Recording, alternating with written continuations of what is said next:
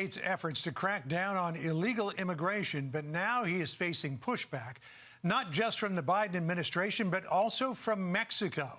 Let's bring in Republican Congressman Tony Gonzalez. His district is right on the border. Congressman, SB 4, which is the bill which would make it illegal for somebody to cross over the border into Texas without going through a port of entry, he is tied up in the courts right now. Fifth Circuit Court of Appeals heard arguments on it yesterday.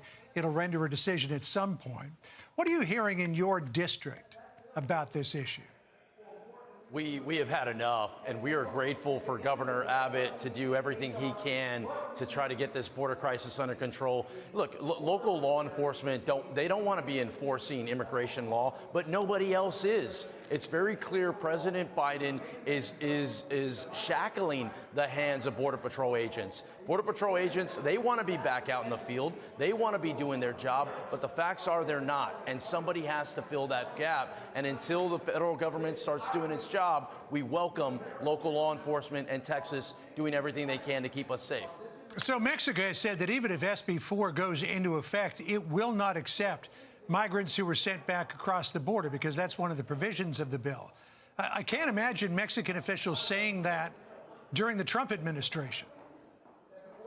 This is where President Biden has failed all Americans. And here he is putting Texas in a bad spot and putting Mexico in a bad spot. If Joe Biden would just do his job, then this would be solved. But he's not. And it's forcing basically Texas and Mexico to have this rough relationship. We're very close trade partners. We're neighbors. We have a working relationship. But here's the deal. Texans have had enough. We're done with this. Just a few hours ago in El Paso, in my district, there were, dozens of people entering the country illegally, and nothing happens. There has to be repercussions for somebody's actions. Sending them back to Mexico is step one.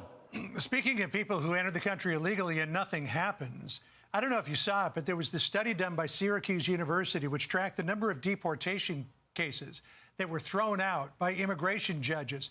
200,000. And the reason they were thrown out was because DHS did not file the required notice to appear in a timely fashion.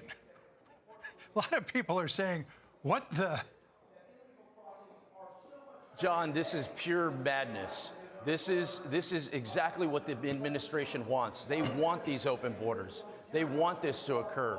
They want to have these people come over into the country illegally. And in the meantime, Americans are being put last in this equation. You're doing all the things right. You're paying your taxes. You're following the laws. And somehow you're in the back of the line. It doesn't make any sense. It's why so many people are angry. And we've had enough with Joe Biden's lies.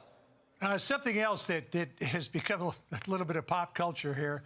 It's received millions of views on TikTok, and it's this illegal immigrant saying he's come up with a great business plan, and that is to start squatting in houses, and is encouraging everyone else who crosses the border illegally to do it. Listen to what he said.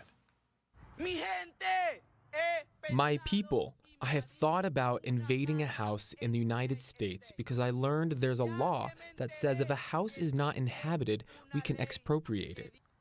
I think that will be my next business. Invade abandoned houses. So what's next, Congressman? Are we going to see illegal migrants finding empty houses that may be people's vacation properties and saying, oh, it's empty, we're moving in? You know what, John? The sad truth is it is already happening, and it's been happening. In Eagle Pass, let's talk about Eagle Pass. A lot of abandoned houses or empty houses are being used for smugglers, and they know where these houses are. I did a ride-along with local law enforcement there, and they're showing me all these different stash houses, so it doesn't surprise me at all. We have to take hold. Today it's in Eagle Pass. Tomorrow it's in your city and your state. There is no end to this border crisis. Whatever it touches, it turns to ash. It's why we have to deport people by the thousands, not by the dozens. Well, unlikely that's going to happen anytime soon. Congressman Gonzalez, thank you for joining us. We appreciate it. Thank you, John.